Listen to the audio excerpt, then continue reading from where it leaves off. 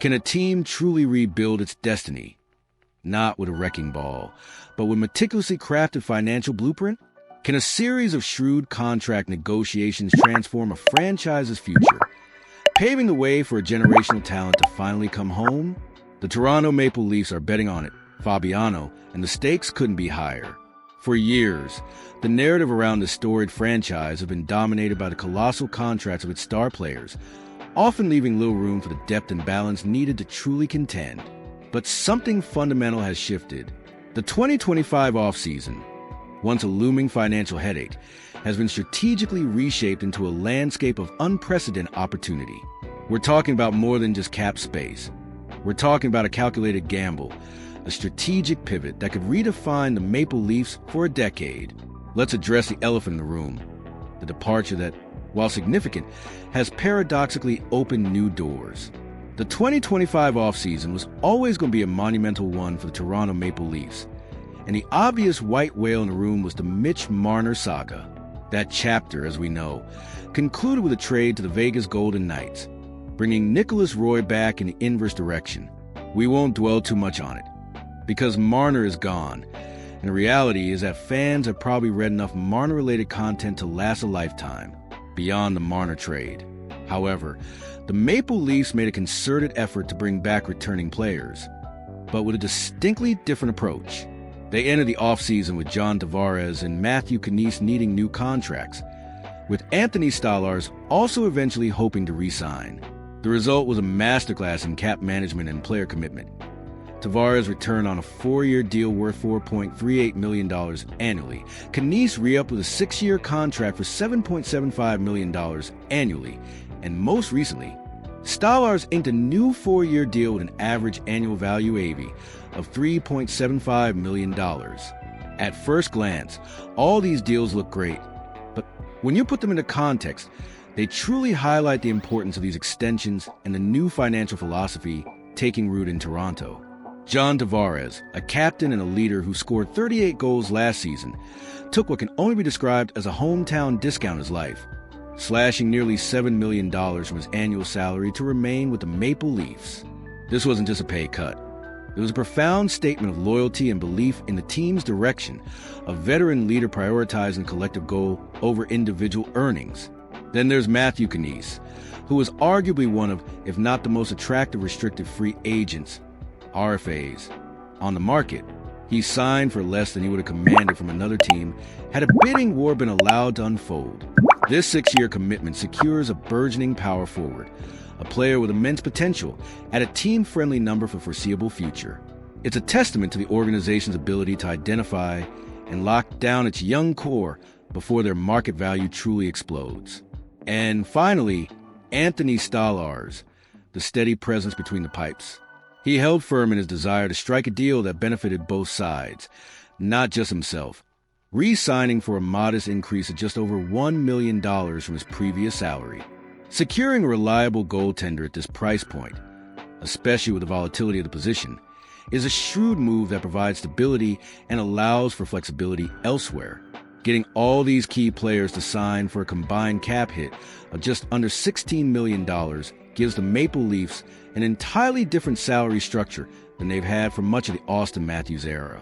Gone are the days of 4 forwards commanding salaries far exceeding the rest of the team, with a revolving cast of minimally paid depth players filling out the roster. Their money is now spread throughout the lineup, with Matthews and William Nylander being the only players receiving double-digit salaries. While this will, in general, improve the team's depth, it also positions them incredibly well to spend their money in free agency next summer. And who, you might ask, is the headline attraction of next year's free agency class? Why? None other than Toronto-born superstar Connor McDavid.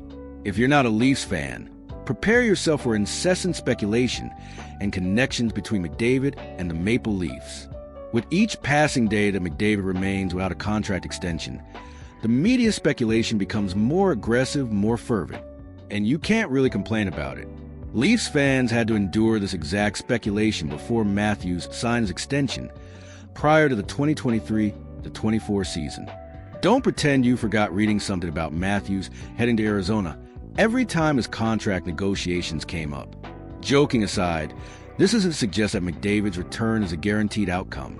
In fact, it might be harder than ever, considering that Minnesota Wild superstar Kirill Kaprizov just reset the market with an 8-year contract with a staggering $17 million annually.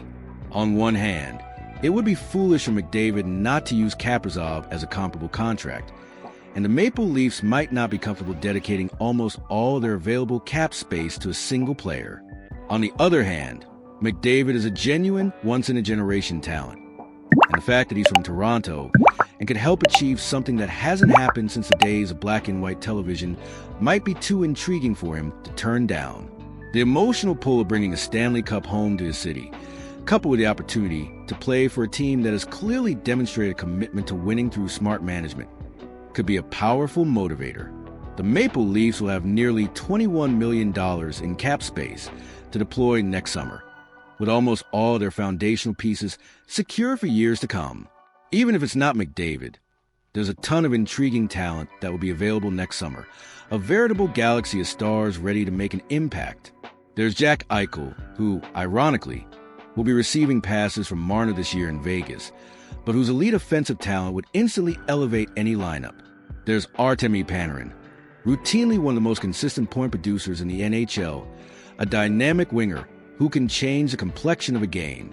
There's Kyle Connor, who has scored at least 30 goals in each of his last 4 seasons, including a 41-goal and a 47-goal campaign.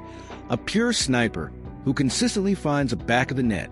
And if they wanted to bolster the defense, there's Rasmus Andersson, a player Brad Treliving knows better than anyone from their time together in Calgary. A reliable two-way defenseman who brings leadership and physicality. The bottom line is that due to the way contracts were managed over the summer, the Leafs are in a prime position to make a significant splash in free agency next season. There's a clear prize that stands out more than the rest, but either way, there's ample room for significant improvement next summer. This isn't just about adding a star. It's about strategically filling gaps, adding depth, and building a truly formidable roster that can compete for the ultimate prize. The financial flexibility they created is a testament to a new era of management, one focused on sustainable success rather than short-term fixes. So, what have we learned from this deep dive into the Maple Leafs financial chessboard? We've seen how shrewd contract negotiations, player loyalty, and a clear long-term vision have fundamentally reshaped the team's future. The stage is set for a potentially transformative offseason, one where the Leafs are no longer constrained by top-heavy deals, but empowered by strategic flexibility. The question isn't just that they'll make a big move, but who that move will be for, and how it will finally push them over the top. What do you think? Is Connor McDavid truly within reach for the Maple Leafs? Or will another star shine brightest in Toronto next summer? Should they go all in for a generational talent? Or spread their cap space across multiple high-impact players? Let us know your predictions and insights in the comments below. We love hearing your take on these high-stakes decisions. And if you found this deep dive into the Leafs' financial strategy insightful, make sure to hit that like button and subscribe for more exclusive analysis and reports.